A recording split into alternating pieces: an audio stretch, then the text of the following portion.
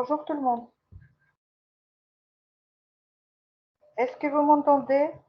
Est-ce que vous voyez l'écran, s'il vous plaît?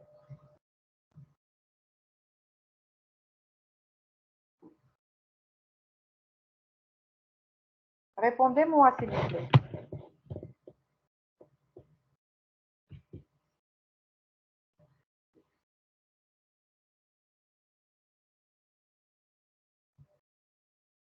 S'il vous plaît, est-ce que vous m'entendez et est-ce que vous voyez l'écran?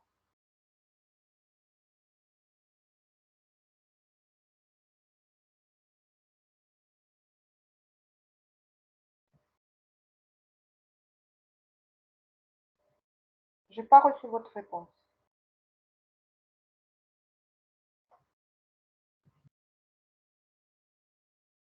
S'il vous plaît, est-ce que je peux commencer un cours?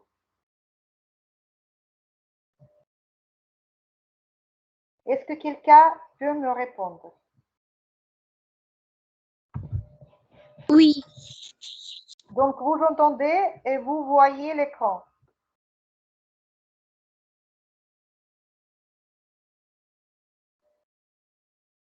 Dites-moi, s'il vous plaît, est-ce que vous m'entendez bien madame. et vous voyez l'écran?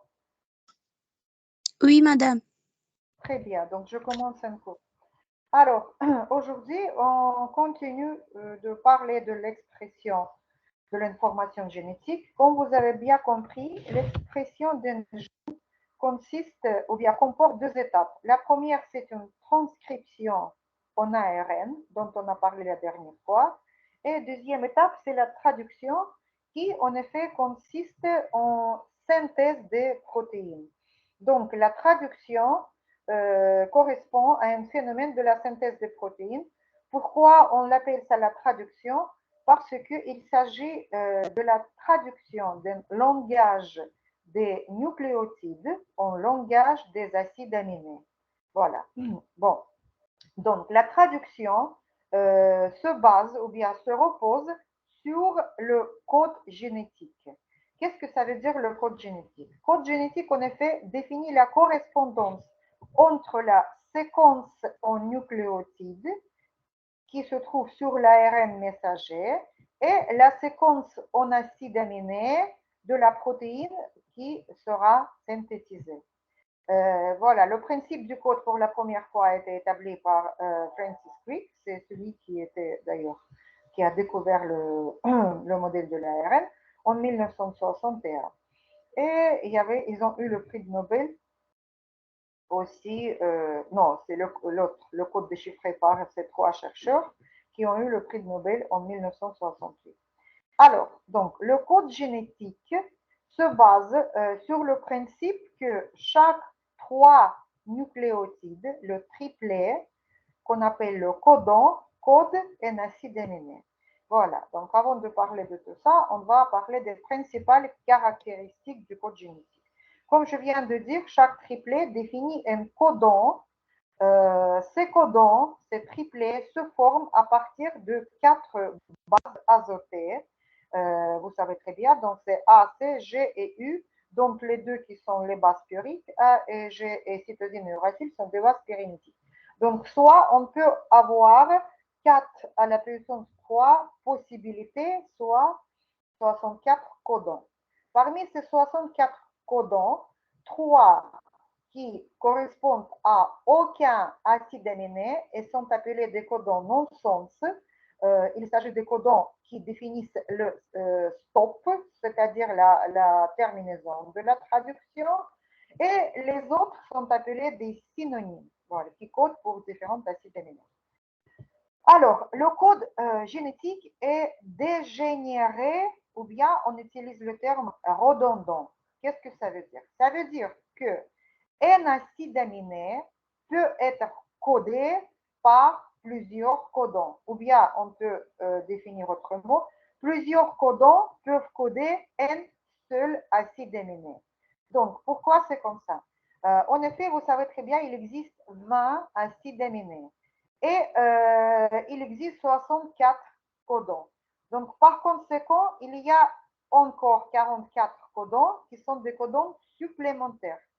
Donc, pour cela, on peut bien déterminer que un acide aminé peut être codé par plusieurs codons, ce qui est en effet donc, le fait. Voilà, c'est comme ça. Le code est non ambigu. Qu'est-ce que ça veut dire? Ça veut dire que chaque codon ne code qu'un seul acide aminé. Donc ici, c'est inverse. Regardez, si un seul acide aminé peut être codé par plusieurs codons, un seul codon ne code qu'un seul acide aminé. Voilà.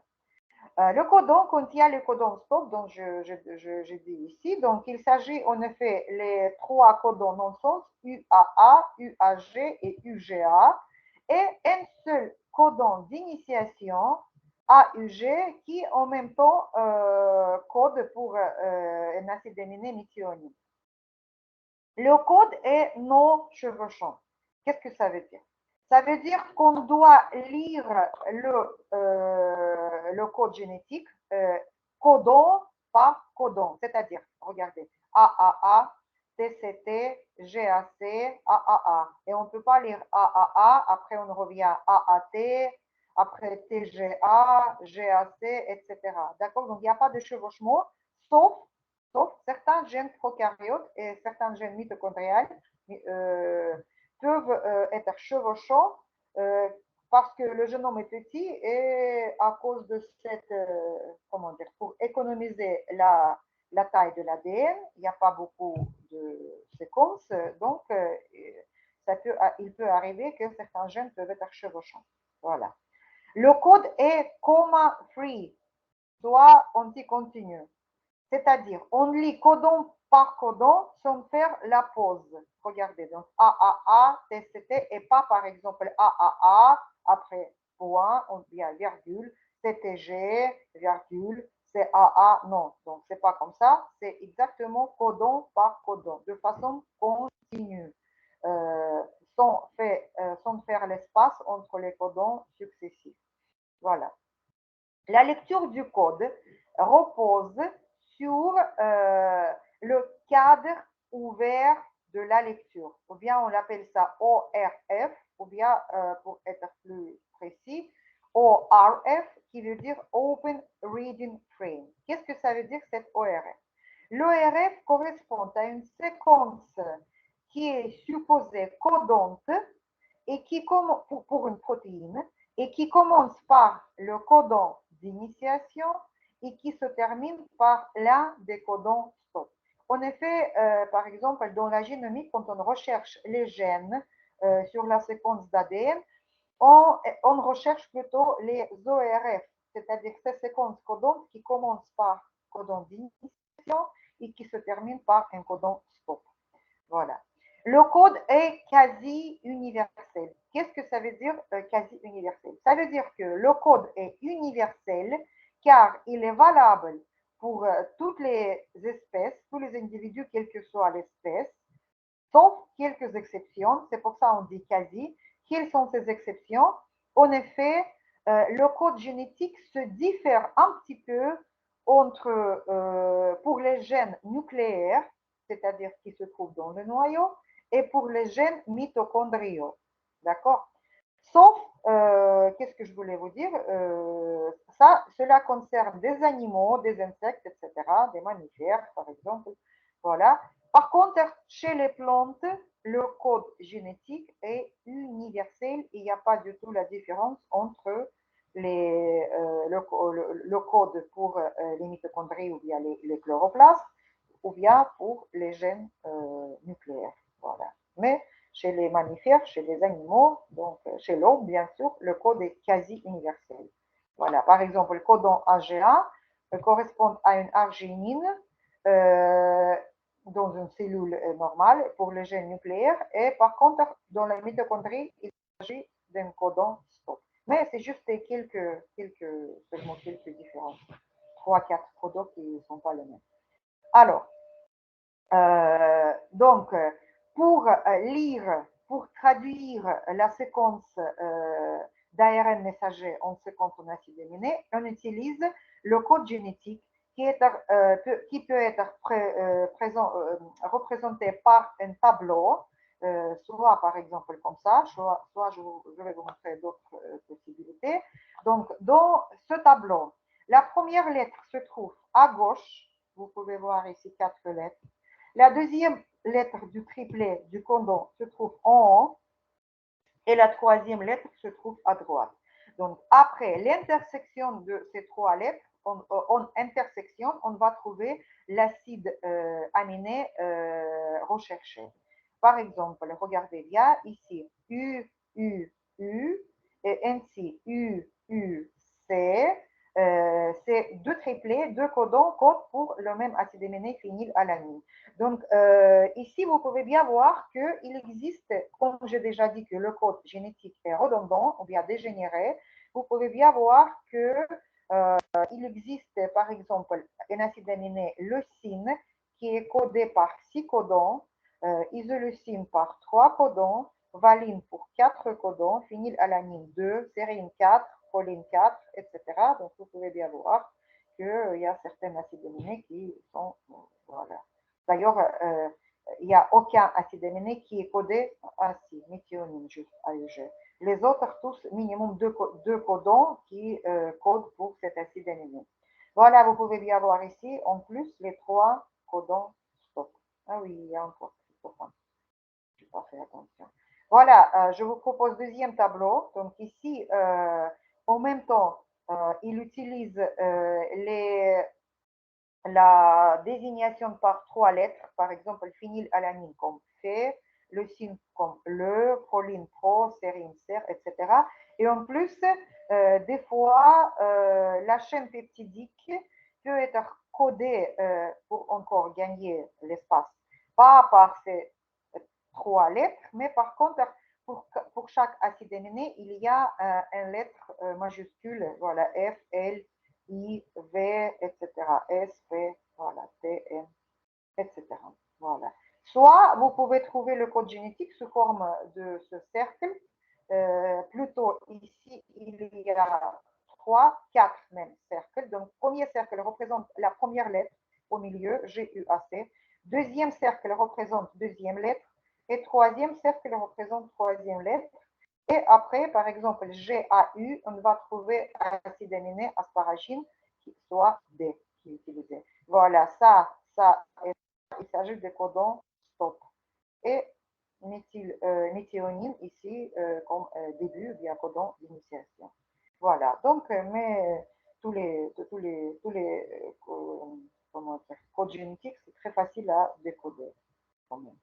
Voilà. Et maintenant, on va passer à la traduction. Donc, la traduction nécessite la présence de plusieurs acteurs. Quels sont les acteurs nécessaires pour la traduction? D'abord, bien sûr, il faut l'ARN messager.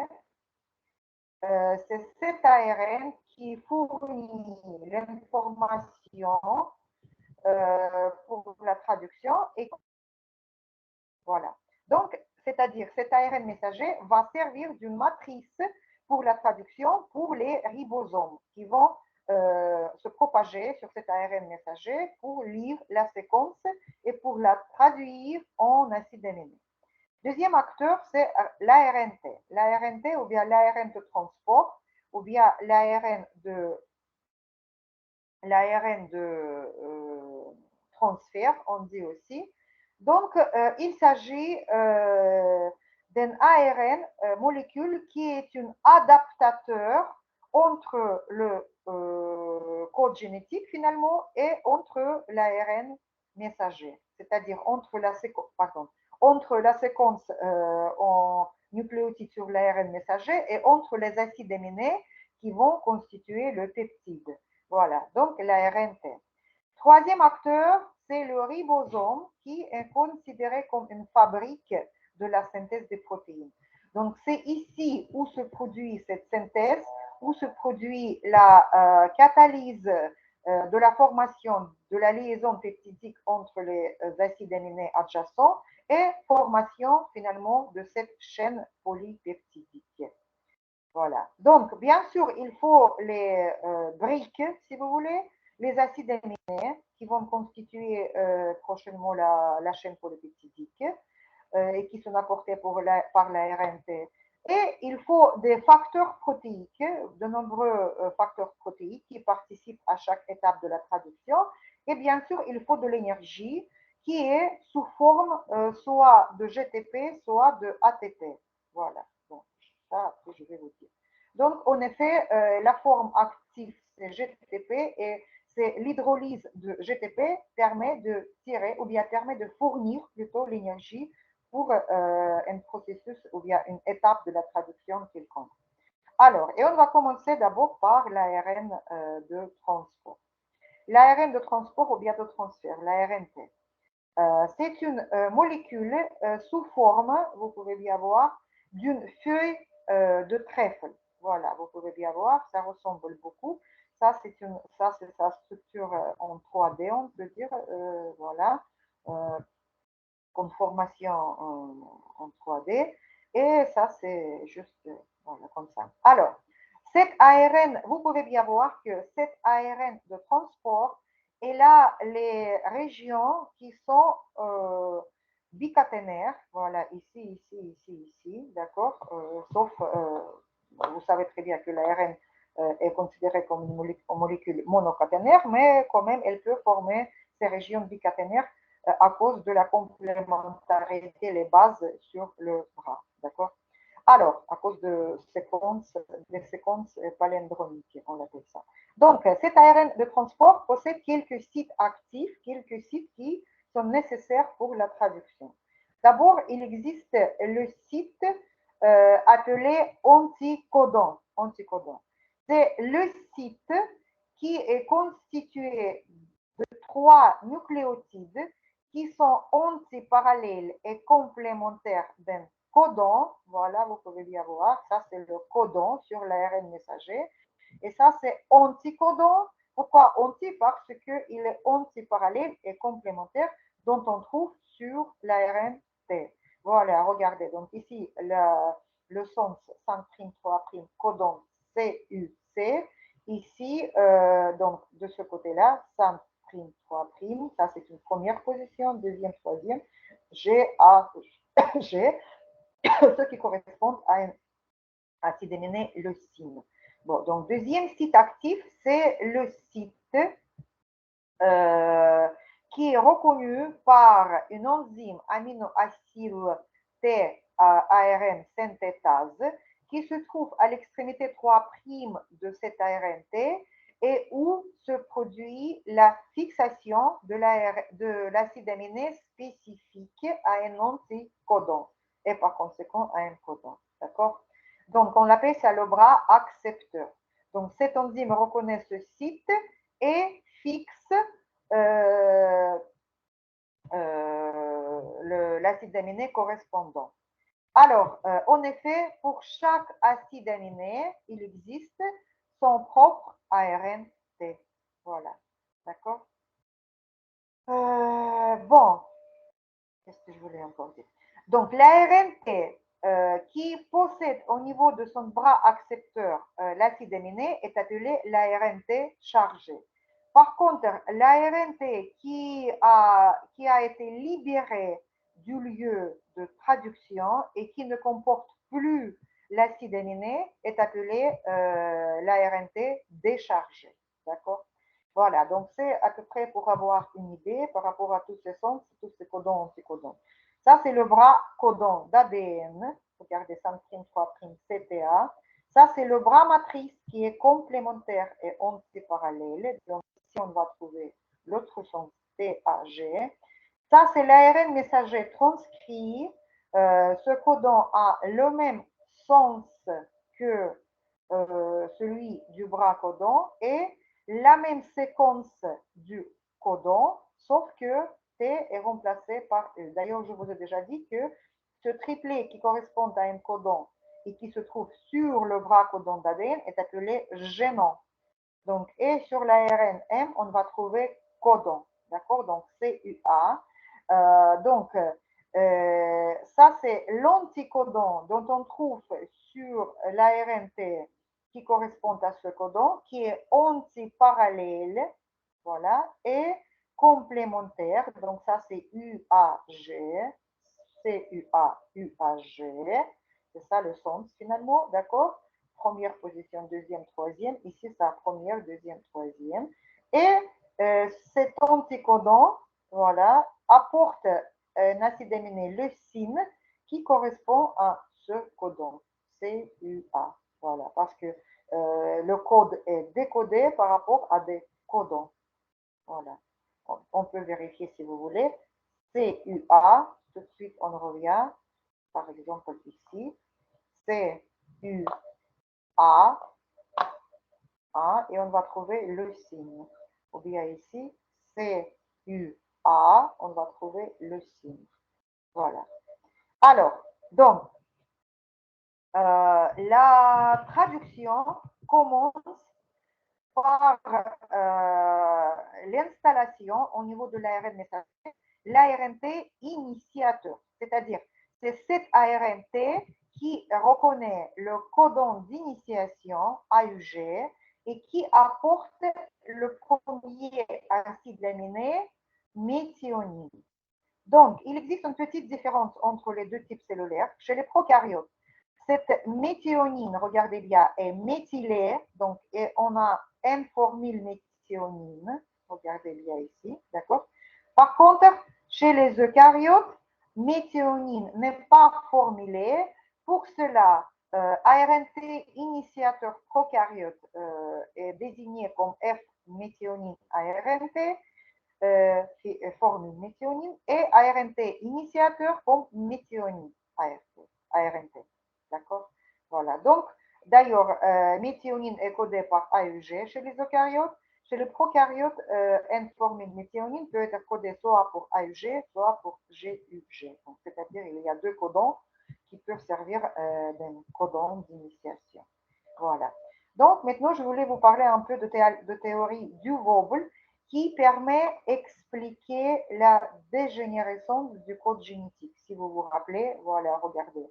Lorsque plusieurs codons définissent un seul acide aminé ou bien correspondent à un seul. Ici, regardez, 6 codons qui correspondent à un seul acide aminé, 3 codons qui correspondent à un seul acide aminé. Donc, cette propriété d'un code génétique, dégénérescence, peut être expliquée par la théorie du wobble ou bien théorie du flottement. D'accord? Donc, qu'est-ce que ça veut dire le wobble? Le wobble, c'est en effet la présence d'un appareillement inhabituel.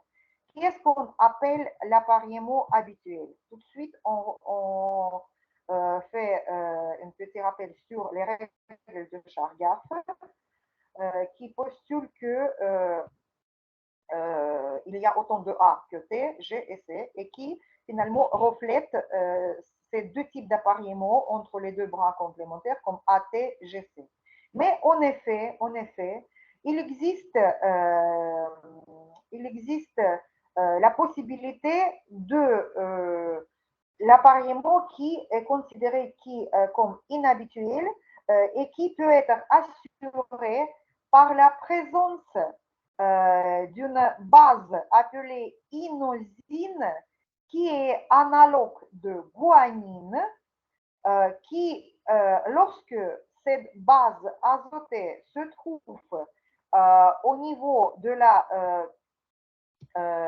première position de l'anticodon, regardez ici 3' centimes, donc première position d'anticodon, donc cette base inosine peut s'apparier avec A, U et C.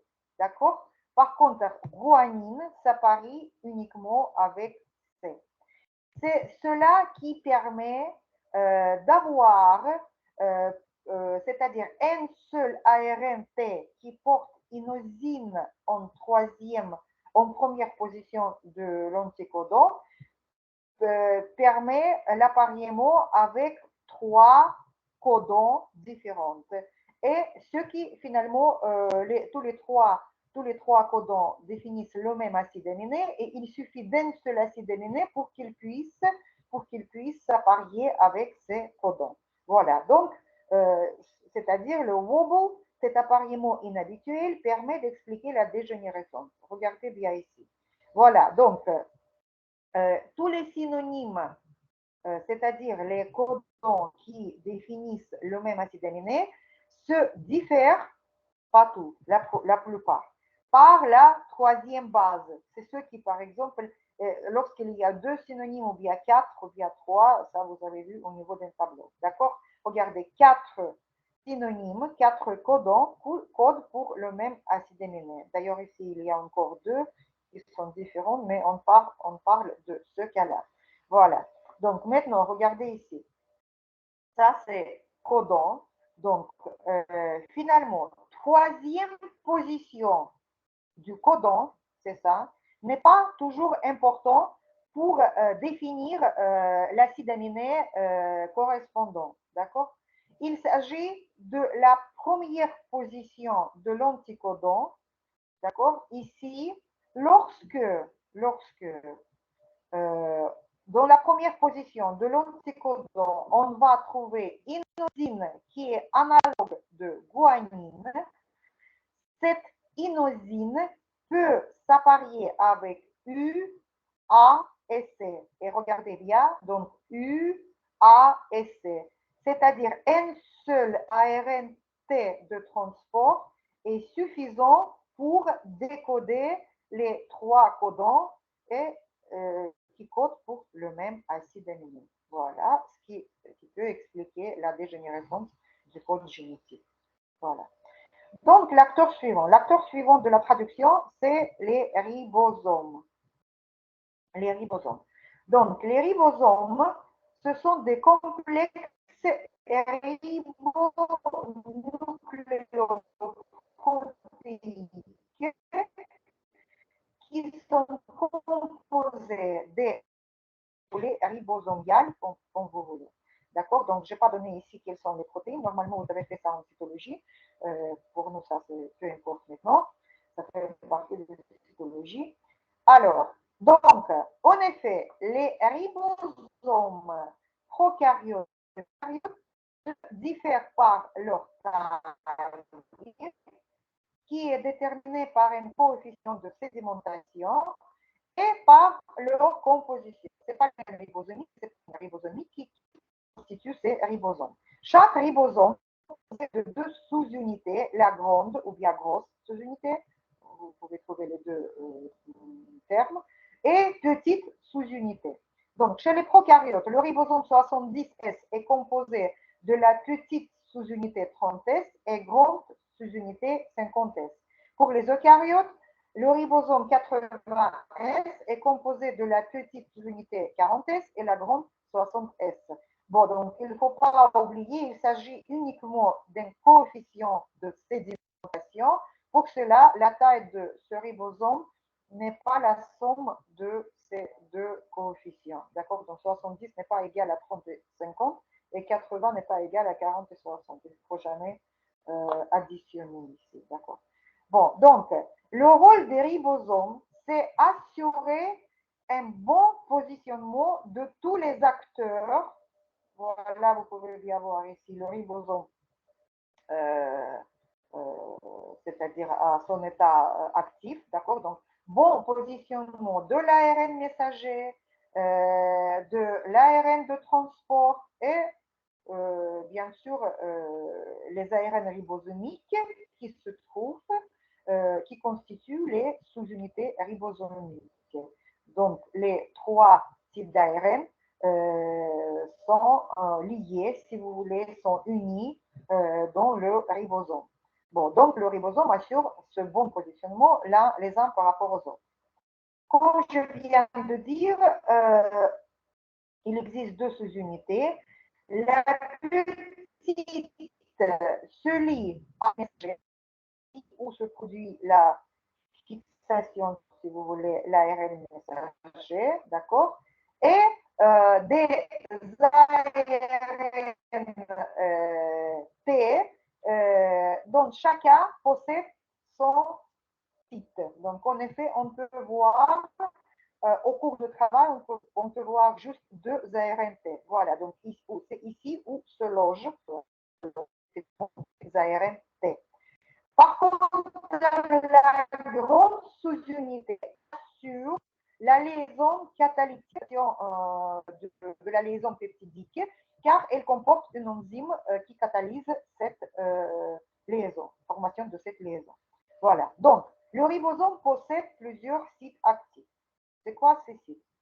D'abord, il existe le site A, qui est considéré comme un site où se trouve l'ARN T qui apporte un acide aminé. Donc, A. ARN T avec un acide aminé. Le site P, c'est le site où se trouve l'ARN T avec un peptide naissant, c'est-à-dire au cours de synthèse, d'accord, voilà. Et juste au-dessus de ce site P, vous pouvez voir le tunnel où est logé ce peptide en cours de synthèse. Donc, la longueur correspond à seulement 35 acides aminés. Donc, c'est ici où se trouve cette chaîne peptidique, 35 acides aminés. Il existe le site E, qui est le site de sortie ou bien exit, ou bien le site d'éjection, si vous voulez, par lequel l'ARN T déchargé, voilà, sort du ribosome. Voilà, c'est ça. C'est-à-dire l'ARN qui ne porte aucun acide aminé. Le site E, site d'éjection, site de sortie, exit. D'accord? Donc, il existe le site de liaison à l'ARN messager qui se trouve au niveau de la petite sous-unité. Donc, c'est ici où se place l'ARN M qui doit être traduit en protéine. Donc, au niveau de, comme je viens de dire, au niveau de la grosse sous-unité, se trouve le site catalytique qui porte une enzyme peptidyltransférase qui, donc, cette enzyme fait partie intégrante de la grosse sous-unité et nécessite pour former, voilà, la liaison peptidique, voilà, entre les deux acides aminés pour former cette chaîne peptidique. Voilà, donc ça c'est un peu plus tard. Alors, qu'est-ce que je voudrais encore dire? Donc, il existe aussi les sites de fixation pour les cofacteurs protéiques parce que, comme je viens de dire, plusieurs facteurs protéiques participent à la traduction au niveau de chaque étape de la traduction. Donc, il s'agit de certains sites de régulation. Ici, ils ne sont pas montrés, mais ça existe. Voilà. Donc, ici, vous pouvez voir le ribosome assemblé, mais cela n'existe pas dans la nature s'il n'y a pas de l'ARN messager et des ARN de transport. Donc, cet assemblage se produit uniquement en présence de l'ARN M et de l'ARN T. D'accord? Et ici, vous pouvez voir les ribosomes au cours de son travail. Donc, voilà, ici, au niveau du site A, l'ARN T qui vient d'apporter un acide aminé correspondant à ce codon. L'ARN, dans le site P, vous pouvez voir l'ARN T qui porte le peptide naissant, qui est logé dans ce tunnel. Au niveau de site E, vous pouvez voir l'ARN T qui vient d'être éjecté et l'ARN M qui est logé dans ce site de fixation au niveau de la petite sous-unité. Voilà. Donc, l'ARN T initiateur, voilà, se trouve au niveau d'un codon d'initiation AUG, c'est-à-dire euh, voilà, et c'est le seul ARN T qui se fixe, qui apporte un acide aminé et qui se fixe au niveau du site P, c'est-à-dire cet AUG, codon AUG, va correspondre à un site P du ribosome après son assemblage. D'accord? Voilà. Et après, chaque triplet va correspondre à un acide aminé défini. Voilà. Donc, en effet, le positionnement de l'ARN messager par rapport à l'ARN T initiateur définit le RF. comme je vous ai déjà dit, que l'ERF est défini comme la séquence supposante codon qui commence par le codon AUG et qui se termine par l'un des codons stop. Voilà. Alors, les ribosomes, comme je vous ai expliqué, catalysent la formation d'une chaîne peptidique avec une formation d'une liaison peptidique ou bien liaison amide qui se forme entre l'extrémité ici COOH, d'accord, d'un acide aminé, et entre cette extrémité NH de l'autre acide aminé. Donc, en effet, il se produit un transfert catalytique d'une chaîne au cours de synthèse, mais d'abord c'est un seul, acide aminé, méthionine, après 2, 3, etc. Mais c'est le même principe. Donc, transfert du peptide naissant sur l'ARN T chargé par un acide aminé qui correspond à ce codon, c'est-à-dire défini, d'accord, avec une formation de la liaison amide, liaison peptidique. Voilà, d'accord. Voilà, c'est ça, les liaisons qui se forment ici. Donc, le transfert de cette chaîne peptidique naissante sur cet ARNT avec un seul acide aminé. Voilà. Pour cela, l'extrémité NH2 va rester toujours en premier et cette chaîne peptidique va se terminer par l'extrémité COH. Voilà. Alors, donc l'acteur suivant, l'ARN messager. On a déjà parlé de l'ARN messager, qui est le résultat de la transcription. Et vous avez bien compris qu'il existe la différence entre les ARN messagers, eucaryotes et prokaryotes.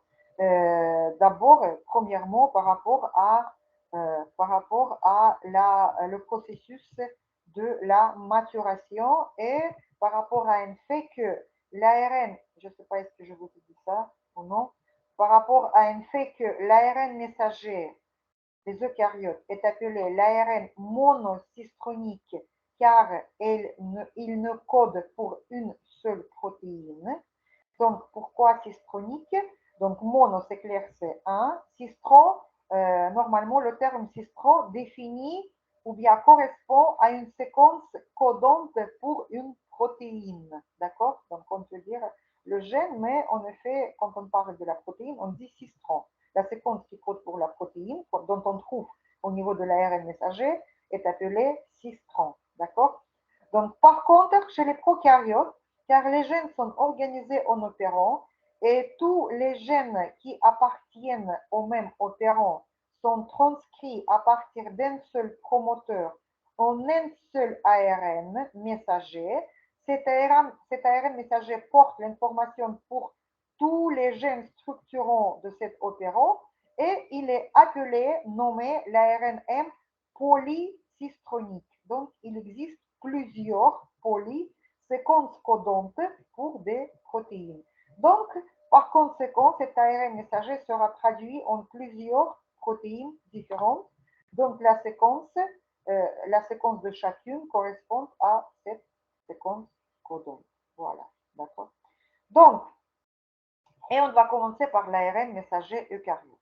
Donc, l'ARN messager eucaryote, comme vous savez, il est obligé de passer par les modifications post-transcriptionnelles qui sont appelées splicing en anglais, d'accord, maturation, on appelle ça aussi, et qui correspond à trois étapes principales, qui est l'ajout d'une cape à l'extrémité 5', l'ajout d'une queue à l'extrémité 3' et l'excision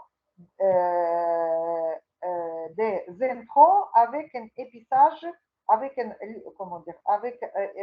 une ligature suivant des exemples. Voilà, d'accord.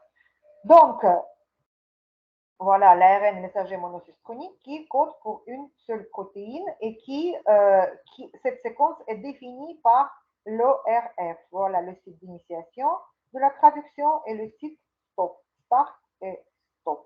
D'accord? Alors, donc, cette maturation est très importante pour la traduction. Donc, en effet, la cape ou bien une coiffe, ce n'est pas uniquement modification qui permet l'ARN messager mature de sortir du noyau, je vous ai déjà expliqué, c'est ça le rôle. Ainsi, CAP joue le rôle principal dans la reconnaissance du ribosome, dans la reconnaissance de l'ARN messager par le ribosome. En effet, les ribosomes reconnaissent ces caps et se fixent au niveau de l'ARN messager pour explorer cet ARN messager en recherche de ce site d'initiation de la traduction. D'accord. Ainsi, cette coiffe est reconnue par les facteurs d'initiation de la traduction des facteurs protéiques qui sont nécessaires pour initier la traduction et vous allez voir après. Alors, donc, la séquence 5' UTR qui se trouve exactement, qui est délimitée par cette coiffe et ce codon d'initiation, voilà, c'est ça. La séquence aussi joue un rôle dans la liaison et la stabilisation de l'ARN messager sur les ribosomes et contribue à une traduction efficace. Voilà. Donc, c'est ici où se trouve la séquence appelée séquence COSAC, qui porte le site d'initiation, le codon d'initiation AUG. Voilà, donc ça, on va parler. C'est quoi cette séquence COSAC? La séquence COSAC, c'est une séquence consensus, donc on connaît la séquence, et qui permet d'identifier, orienter le sens de la traduction et permet la fixation de la petite sous-unité ribosomique. Donc, cette petite sous-unité ribosomique se fixe au niveau de cette séquence, après vous allez voir, et c'est cette séquence de COSAC porte le codon d'initiation AEG qui n'est pas toujours premier. C'est-à-dire, on peut avoir d'autres triplés AEG au niveau de 5' UTR, mais pour que ce codon soit considéré comme le codon d'initiation, il faut obligatoirement qu'il soit dans le contexte de cette séquence de COSAC. Voilà, on le trouve ici. D'accord? Bon, l'ARN messager prokaryote, elle n'a pas subi une maturation, mais quand même, elle possède certaines séquences aussi, certains signaux qui sont nécessaires pour la traduction. Donc, chez les prokaryotes, l'extrémité 5' ne porte pas cette coiffe. Par contre, il existe une séquence appelée la séquence Shine-Dalgarno, ou bien, si vous vous rappelez, la séquence RBS, qui veut dire Ribosome Binding Site, le site de fixation de ribosome. Je vous ai parlé déjà quand on a parlé de la structure d'un gène prokaryote. J'ai parlé de ça, donc la séquence Shine-Dalgarno, qui se trouve en amont de chaque séquence codante. Donc ici, une seule, mais on peut, normalement, on l'a avant chaque séquence codante pour que les ribosomes puissent se fixer et effectuer la traduction de chaque séquence codante en protéines. Voilà, parce que, comme j'ai déjà dit, l'ARN messager est polycistronique et porte plusieurs séquences codantes pour les protéines. Voilà. Alors, donc, c'est quoi cette séquence? On connaît aussi sa séquence. Elle porte, donc, elle se trouve en amont d'un codon d'initiation, par exemple AUG, qui code pour formylméthionine. Et elle possède une séquence qui est complémentaire à l'ARN ribosomique 16S, ce qui permet la fixation de cette ARN qui fait partie de la petite sous-unité ribosomique. Voilà, d'accord. Donc, elle est localisée environ 8 à 10 nucléotides en amont du codon d'initiation. C'est-à-dire que cette distance va prendre de 8 à 10 nucléotides, ribonucléotides. Voilà. Alors, bien voir ici encore cet ARN messager prokaryote. C'est le codon d'initiation. En amont, on va trouver cette séquence chaîne d'Algarno qui est reconnue par l'ARN 16S, l'ARN ribosomique 16S, qui fait partie de la petite sous-unité. Donc voilà, c'est comme ça, cet ARN, cette sous-unité ribosomique reconnaît et se fixe au niveau de l'ARN messager. Maintenant, on va parler du mécanisme de la traduction. Voilà, d'abord, c'est-à-dire les généralités, les règles, si vous voulez. Et après, on va parler de la traduction prokaryote. Alors, la synthèse protéique est polarisée comme tous les processus génétiques. Je vous ai déjà dit qu'il y a le sens génétique, c'est 5', 3'. C'est le sens de la synthèse de l'ADN, le sens de travail de l'ADN polymérase. C'est le sens de travail de l'ARN polymérase, ou bien la synthèse de l'ARN, par exemple, messager ici. Et c'est le sens de cet ARN messager et le sens dans lequel les ribosomes se déplacent sur cet ARN messager, c'est-à-dire la traduction commence à 5' et se termine à 3'. Le codon d'initiation se trouve toujours en amont ici à 5' et le codon stop se trouve toujours à l'extrémité 3'. Voilà. Donc, ce n'est pas uniquement le sens ou bien la synthèse est polarisée par rapport à un déplacement des ribosomes.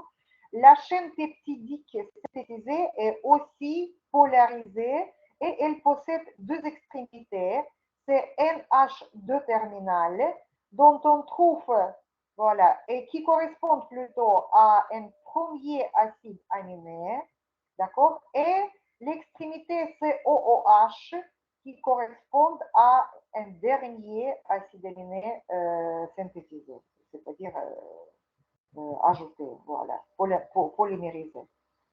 Alors, comme tous les processus, la traduction consiste en quelques étapes dont on cite initiation, élongation et translocation. En effet, ces deux étapes sont considérées comme pas comme une seule, mais on ne peut pas les séparer l'une de l'autre, d'accord? Donc, et troisième, c'est la terminaison. Donc, le début, le milieu et la fin de la traduction. Voilà. Ici, vous pouvez bien voir. Donc, d'abord, ça commence l'initiation par l'assemblage du ribosome et l'ARNT du transport initiateur au niveau d'un codon d'initiation. Voilà, donc après, au fur et à mesure du déplacement des ribosomes le long de l'ARN messager, les ARNT correspondant à chaque codon sont apportés, d'accord? Donc, ils se forment par la formation des liaisons peptidiques, ils se forment une chaîne peptidique et cela va terminer pour la libération de cette chaîne et de séparation de ces deux sous-unités, un désassemblage du ribosome pour qu'il puisse être réutilisé de nouveau, soit sur le même, soit sur l'autre ARN messager. En effet, dans la nature, on peut observer ces structures appelées polysomes ou bien polyribosomes. Donc, il s'agit d'un comment dire, un nombre élevé de ribosomes, plusieurs ribosomes qui sont en cours de travail de la synthèse au niveau du même ARN messager. C'est ça qu'on appelle polysome ou bien polyribosome. D'accord? Voilà, donc c'est pour assurer la quantité suffisante de la protéine. Et en plus, comme vous avez compris, ici, il s'agit de l'ARN polycistronique. Donc, on peut avoir le début de la traduction par plusieurs ribosomes à la fois pour que chaque protéine puissent synthétiser en même temps. Plusieurs protéines puissent synthétiser en même temps. Et je ne vous ai pas encore dit, il ne faut pas oublier que la traduction et la transcription chez les prokaryotes ne sont pas séparées ni dans le temps ni dans l'espace. Les deux se produisent dans le cytoplasme et la traduction commence au niveau de l'ARN messager au cours de la synthèse. C'est-à-dire la synthèse n'est pas encore terminée. Par contre, vous pouvez voir déjà les ribosomes qui s'installent, qui s'assemblent au niveau de cet ARN messager au cours de synthèse. Voilà. Alors, activation brutale de terminaison dissocie tous les ribosomes du messager. Voilà, d'accord. Donc ici, ça me prime 3'. Et voilà les plusieurs chaînes peptidiques qui vont naître ici au niveau de chaque ribosome. Et maintenant, on va parler de cette traduction prokaryote. Alors, la traduction prokaryote, premièrement, on a déjà parlé de tous ces facteurs, de tous ces acteurs qui sont nécessaires. Je peux juste vous faire un petit rappel. Donc, l'ARN messager, l'ARN de transport, les ribosomes et les facteurs protéiques et l'énergie. Donc, la première étape, l'initiation, fait intervenir 3 facteurs d'initiation qui sont nommés comme IF, qui veut dire Initiation Factor, et une seule molécule de GTP. Donc, chez les prokaryotes, la traduction ne nécessite que des molécules GTP dont l'hydrolyse va fournir l'énergie. De l'énergie. D'accord? Donc, GTP, uniquement GTP. Donc, cette initiation, comme je vous ai déjà expliqué, se produit au niveau du site RBS, qui veut dire Ribosome Binding Site, ou bien c'est une séquence de Shine-Dalgarno qui porte ce codon d'initiation. Donc, comment ça se passe? La fixation du ribosome se produit au niveau de ce site qui se trouve en amont, je vous ai déjà montré, cette séquence Shine-Dalgarno, se trouve en amont environ de 8 à 10 nucléotides du codon d'initiation. D'accord? Donc, la petite sous-unité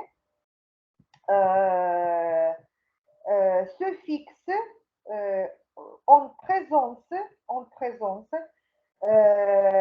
d'un facteur protéique IF3. Regardez, voilà. Donc, IF3, sa présence est nécessaire pour que la petite sous-unité se fixe de telle sorte que le site P, je répète, de cette petite unité ribosomique se trouve juste en face du codon d'initiation. Voilà.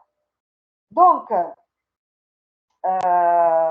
en présence d'un deuxième facteur, IF2, et en présence de GTP, le premier ARNT initiateur F-méthionine va s'installer au niveau de son site P. Donc, l'anticodon de cet ARNT correspond à un codon AEG et comme j'ai déjà dit, il s'agit d'un ARNT initiateur qui va apporter formylméthionine. D'accord? Alors, donc, en présence IF2 et GTP. Maintenant, en présence de IF1, la grosse sous-unité 50S peut se lier, c'est-à-dire peut s'assembler à sa petite sous-unité au niveau de l'ARN messager. D'accord? Alors, l'assemblage se fait de telle sorte maintenant que l'ARNT se trouve au niveau de son site P, d'accord? Et l'hydrolyse de GTP en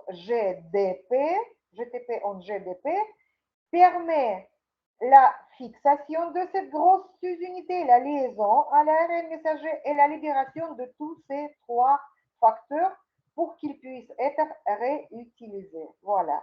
Donc, la liaison de la grosse sous-unité se fait en présence de IFA, d'accord? Et la fixation nécessite l'hydrolyse de GTP, et ce qui permet la libération de ces trois facteurs. Donc, le bilan de cette étape, première étape de l'initiation. La formation d'un complexe d'initiation qui porte le ribosome complet composé de deux sous-unités petites et grosses, de l'ARN messager et d'un ARNT initiateur au niveau du site P, site peptidine. D'ailleurs, comme j'ai déjà dit, c'est le seul ARNT qui s'installe au niveau du site P. Maintenant, tous les autres ARNT qui vont apporter d'autres acides aminés vont s'installer au niveau du site adjacent, le site A. Donc, le bilan, formation d'un complexe d'initiation composé de ribosomes ARNM et ARNT initiateurs.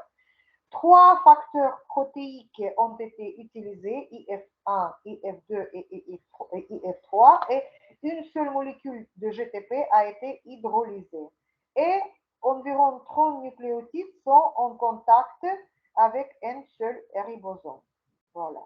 Donc maintenant, deuxième étape qui comprend les deux, on peut dire, les deux à la fois, les deux processus tels que l'élongation et translocation, elles sont liées et elles se répètent chaque fois. C'est pour ça qu'on les considère comme une seule étape. Donc, cette étape consiste en addition répétée des acides aminés et bien sûr suivi par la formation d'une lésion peptidique entre les acides aminés et cette liaison est suivie par un glissement du ribosome par saut de trois bases, c'est-à-dire glissement au niveau de l'ARN messager. Ces deux étapes nécessitent trois facteurs d'élongation qui sont définis comme I, plutôt EF ou bien IF. Pourquoi? Elongation factor. Et on comprend ici EFTU, EFTS et EFG. Donc, ces deux facteurs aussi nécessitent deux molécules de GTP, les ARNT chargés par les acides aminés correspondant à chaque codon suivante et d'un complexe d'initiation, bien sûr, 70S, c'est-à-dire le ribosome assemblé. Alors, cette étape se déroule, plutôt élongation, d'abord se déroule en deux phases. La première phase, c'est la livraison de l'ARNT chargé par un acide aminé correspondant à un codon suivant. Regardez ici, donc il y a UUU, ce qui correspond à un acide aminé phénylalanine. Donc, c'est l'ARNT chargé par phénylalanine qui qui va arriver vers la traduction pour s'installer au niveau du site A. D'accord, je vous ai déjà dit que tous les ARNT chargés vont s'installer au niveau de ce site A en présence d'un facteur EFTU et de la molécule GTP. D'accord. Donc, ensuite, l'hydrolyse, voilà, vous pouvez voir que cette ARNT chargée s'installe au niveau du site A. Et ensuite, l'hydrolyse de GTP permet en présence du facteur EFTS, permet la libération d'un facteur EFTU et sa réutilisation suivante. D'accord? Voilà. Donc, deuxième stade ou bien phase de cette étape, c'est la formation de la liaison peptidique entre ces deux acides aminés. Ici, pour le moment, c'est le premier acide aminé apporté par l'ARNT initiateur, formylméthionine, et acide aminé, ici phénylalanine, apporté par un deuxième ARN T. D'accord? Donc, qu'est-ce qui se passe? Comme je vous ai déjà expliqué, cette liaison peptidique est assurée par une réaction de catalyse par une peptidyltransférase qui fait partie intégrante de la grosse sous-unité et qui consiste ou bien qui se traduit par le transfert de ce premier acide aminé, d'accord, sur l'ARNT qui porte ici phénylalanine, d'accord. Donc, maintenant, l'ARNT déchargé sort par le site E, qui est le site de sortie ou bien éjection, c'est-à-dire site d'éjection, d'accord, pour être réutilisé.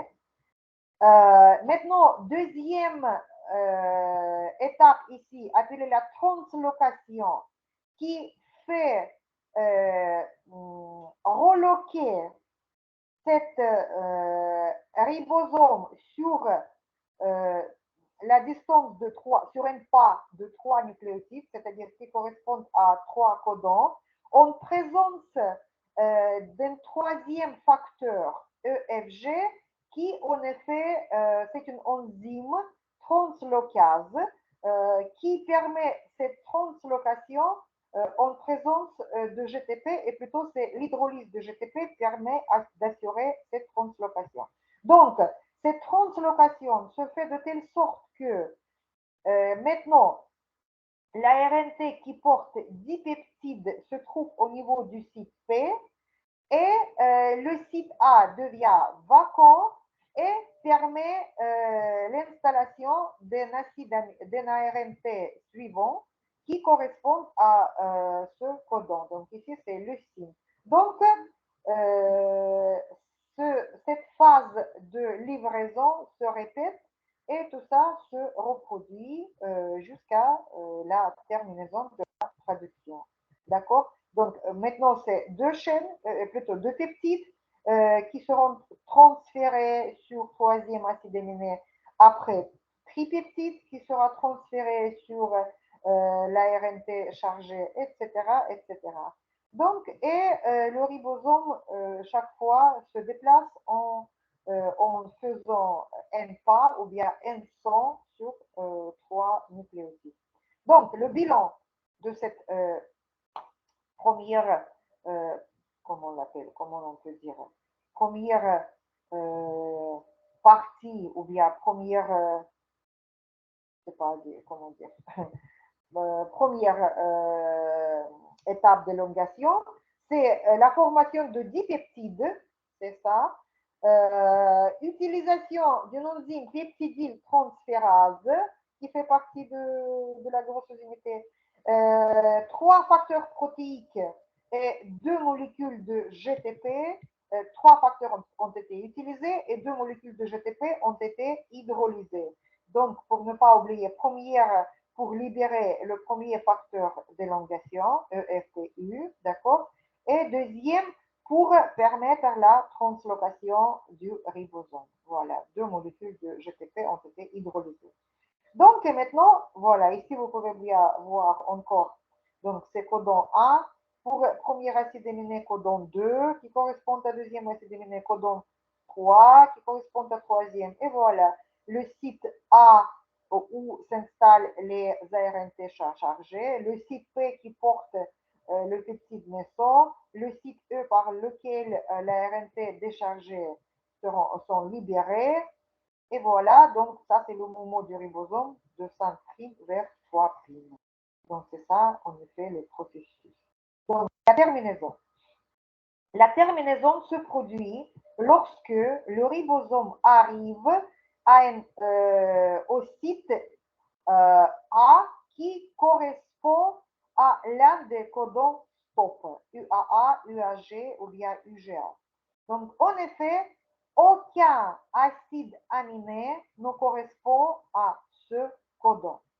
Donc, pour que la terminaison puisse avoir lieu, elle nécessite premièrement une molécule de GTP et l'intervention de 3 facteurs de terminaison appelés RF, soit Releasing Factor, ou bien on les appelle facteurs de libération. Ça, en effet, qui est plus juste. Donc, release, en effet, ici veut dire de libération. D'accord?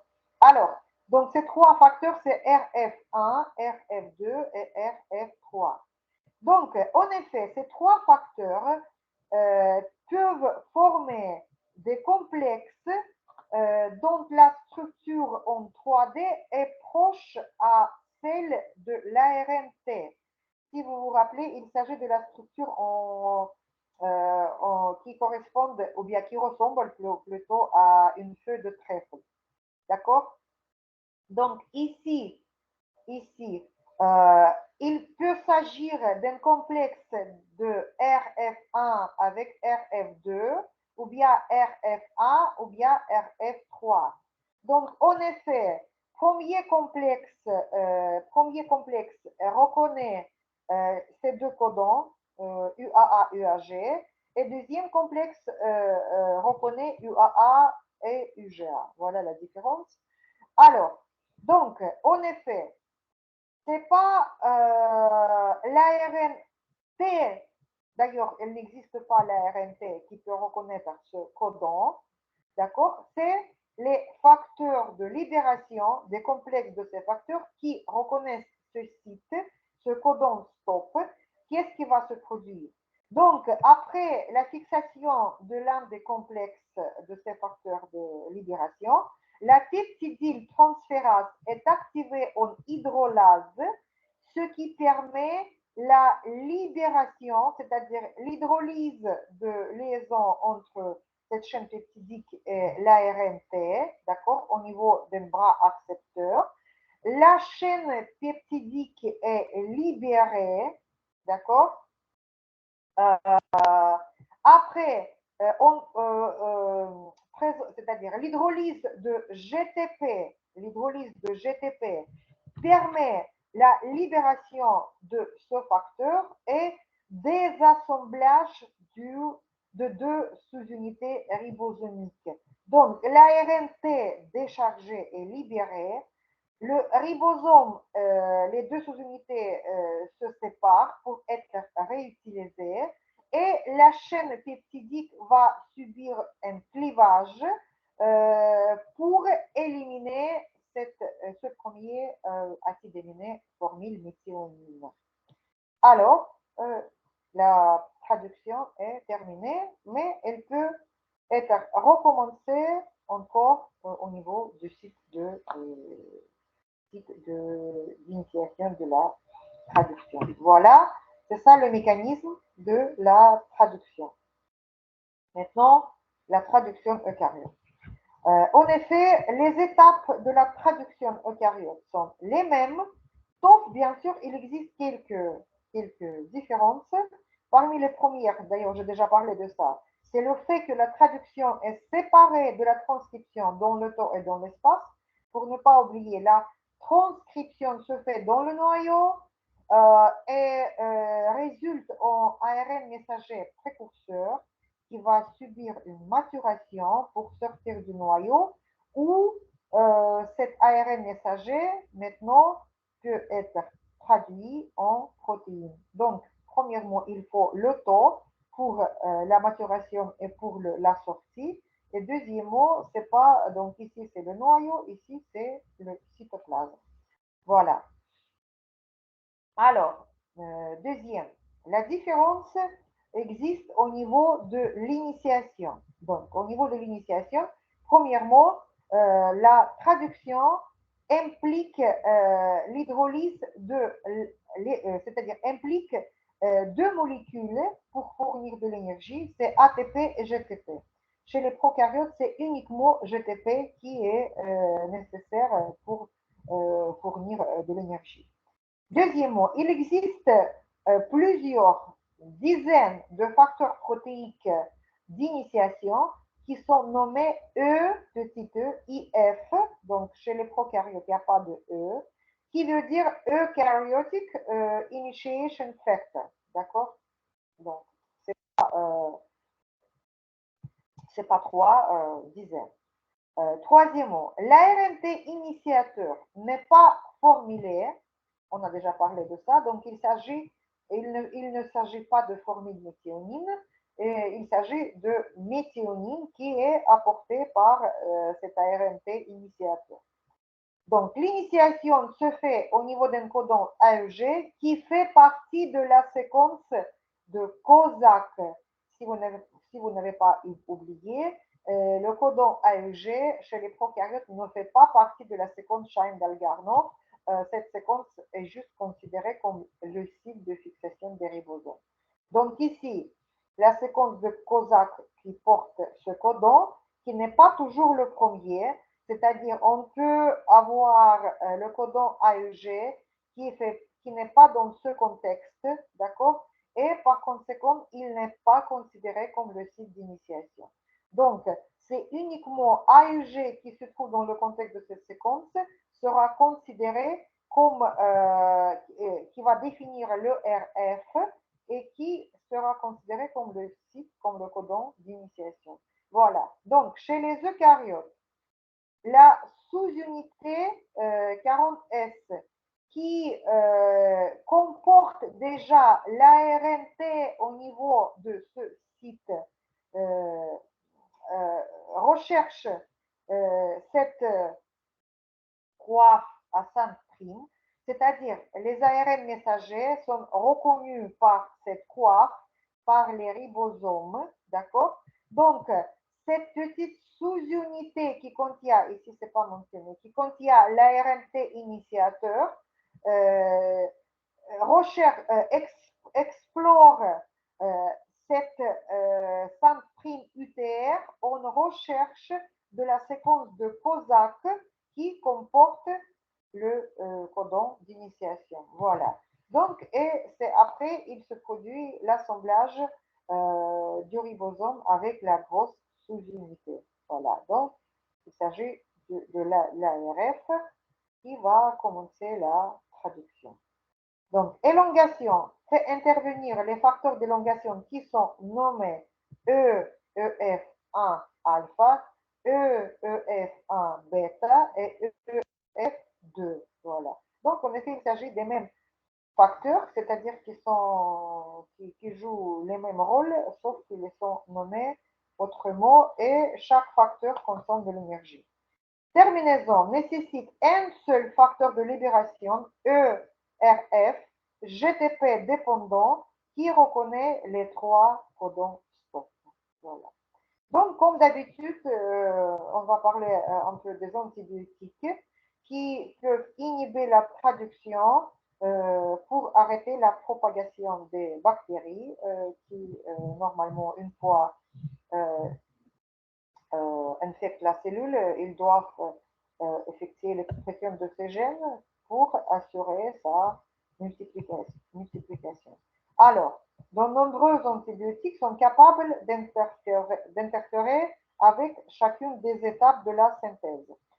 Donc, il existe des inhibiteurs de l'initiation, comme par exemple streptomycine, qui empêche la fixation de formylméthionine à l'ARNT initiateur. Donc, c'est-à-dire, il agit au niveau de la charge, l'ARNT initiateur par formylméthionine. S'il n'y a pas des ARNT initiateurs, l'initiation de la traduction n'est pas possible. Donc, il existe les inhibiteurs de l'élongation, comme tétracycline, chloramphénicol, puromycine, érythromycine. Ce sont des antibiotiques tous, d'ailleurs. Donc, premier, il empêche la fixation de l'acide aminé de l'ARNT chargé par un acide aminé au niveau du site A. D'accord. L'autre, il empêche la formation de la liaison peptidique, c'est-à-dire il désactive la peptidyltransférase. Troisième, qui est l'analogue de l'ARNT et qui provoque le largage prématuré de la chaîne peptidique, c'est-à-dire il peut remplacer l'ARNT correspondant sauf apporter l'acide aminé, voilà, ce qui va perturber le processus de la traduction. et érythromycine dernier qui empêche la translocation du ribosome sur l'ARNM, c'est-à-dire il va désactiver l'enzyme translocase qui va agir au niveau de cette enzyme. Voilà. Alors, et pour terminer, on va parler un peu des modifications post-traductionnelles. Normalement, je ne vais pas rentrer dans les détails parce que vous avez fait ça en cytologie. Normalement, l'année passée, vous avez parlé en détail tout ce qui concerne de la traduction, tout ce qui concerne de l'appareil Golgi dans chaque compartiment peut être lié à l'une des étapes de la modification post-traductionnelle, etc., etc. Juste, donc, qu'est-ce qu'on doit dire? Que vous savez très bien que une fois synthétisé, une fois polymérisé, le peptide ne possède pas toutes ces fonctions pour qu'elle puisse, pour qu'elle devienne une protéine fonctionnelle. D'accord?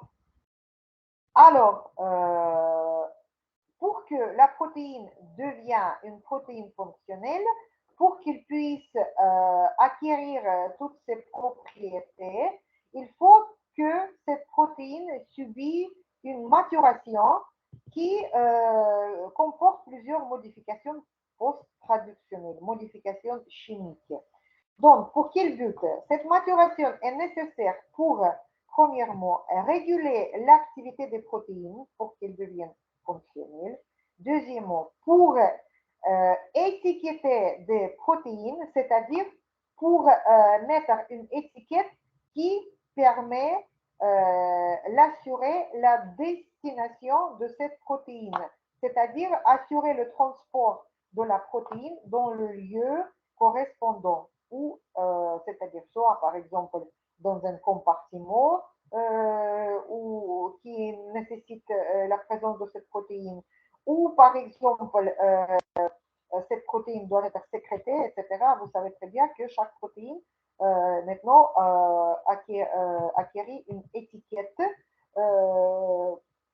voilà, signal qui permet cette livraison précise de la protéine dans le lieu correspondant à cette protéine. Voilà. Donc, par exemple, cette maturation est nécessaire pour certaines protéines pour leur ancrage dans la membrane. Vous savez que la membrane est composée des lipides et des protéines. Voilà. Donc, pour assurer une cascade de signalisation, donc certaines protéines participent à la signalisation qui est nécessaire pour transmettre le message qui provient de l'extérieur de la cellule, d'accord, jusqu'à, par exemple, le noyau pour déclencher l'expression des gènes, voilà, des gènes définis. Voilà. Ou bien les adresser à un compartiment cellulaire, en effet c'est la même chose, donc étiquette c'est juste pour avoir une étiquette, et deuxième, il s'agit d'un transport, et pour définir par exemple une identité immunologique. Vous savez que les antigènes qui s'installent, qui se placent, se fixent au niveau de la surface de l'hématie, d'abord sont sous forme d'un précurseur qui subit une modification pour devenir un antigène. Voilà, donc c'est une enzyme qui va les modifier en antigène A ou bien antigène B, ce qui va définir le groupe sanguin. Voilà, donc la maturation consiste c'est-à-dire plusieurs modifications. Parmi les premiers, on doit citer le pliage correct des protéines qui est assuré par des protéines chaperons de la famille BIP, binding protein, qui se fixent au niveau d'une chaîne peptidique pour empêcher un repliement incorrect et permettent aussi d'acquérir la structure correcte. Donc, cette première étape, si vous vous rappelez, se fait lors du transport co-traductionnel. Si vous vous rappelez, la traduction se produit au niveau de la surface de réticulum endoplasmique. Et c'est-à-dire, cette chaîne peptidique, lors de la traduction, est co-transportée par les pores, par les pores spécifiques, dans un compartiment de ce réticulum, d'accord? Où tout de suite, cette chaîne, elle est prise en charge par les protéines chaperones pour empêcher leur repliement incorrect. D'ailleurs, par exemple, cet repliement correct est très important. Si vous, je ne sais pas si vous êtes au courant, il existe une maladie d'Alzheimer, je crois que vous avez entendu parler, qui se rencontre chez les personnes âgées et qui finalement finit par la démence, d'accord? Donc, elle va toucher les cellules nerveuses. Et en effet, cette démence qui est due à cette maladie d'Alzheimer est due à l'absence de la synthèse des protéines chaperones qui nécessitent, comment dire, qui assure un repliement correct des protéines spécialisées qui, voilà. Et ce repliement incorrect va causer cette maladie d'Alzheimer. Voilà.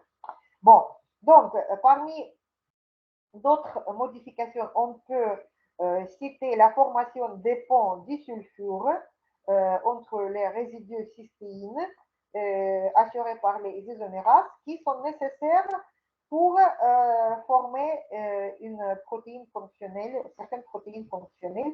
Par exemple, si vous vous rappelez, la maturation de l'insuline nécessite la formation des ponts disulfures entre les certaines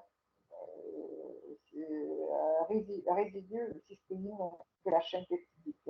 Voilà, glycosylation permet l'addition des sucres. Il existe deux types de glycosylation, N-glycosylation et O-glycosylation. Bon, je ne vais pas faire, je vais pas expliquer tout ça. Normalement, vous avez fait tout ça l'année passée. Donc, phosphorylation consiste en addition d'un ou plusieurs groupements phosphates PO4 sur certains résidus de la chaîne peptidique, par exemple tyrosine, sérine ou bien tréonine,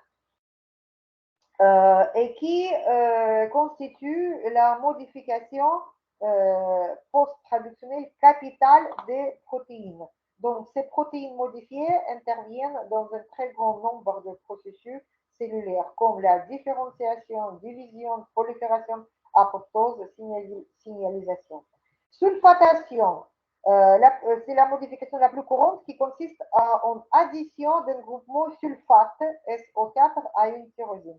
Méthylation consiste à l'addition d'un groupement CH3 à une lysine. Hydroxylation consiste à l'addition d'un groupement OH à une proline lysine ou bien acide aspartique. Acétylation consiste à une addition d'un groupement CH3CO à une lysine. Carboxylation, c'est une addition d'un groupement COOH à un acide glutamique. Et clivage protéolytique qui permettent d'enlever de certaines parties des peptides, y compris des séquences signales qui servent à déterminer l'adressage de certaines protéines. Voilà. Par exemple, lors de la maturation de l'insuline, certaines parties parce qu'en effet, l'insuline est formée de 3 chaînes peptidiques qui nécessitent en effet l'excision, l'élimination de certains acides aminés, certains fragments protéiques. Et finalement, dernier, c'est l'assemblage des protéines, comme par exemple l'assemblage des immunoglobulines qui nécessitent aussi des éléments comme le fer, par exemple. Voilà.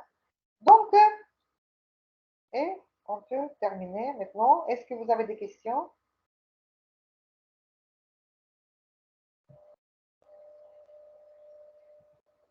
J'entends rien, apparemment il n'y a pas de questions. Et si j'ai bien compris, la semaine prochaine, C'est une semaine de révision, c'est ça? Donc, on n'aura pas le cours, c'est ça? Oui, on n'aura pas cours. Oui. Ok.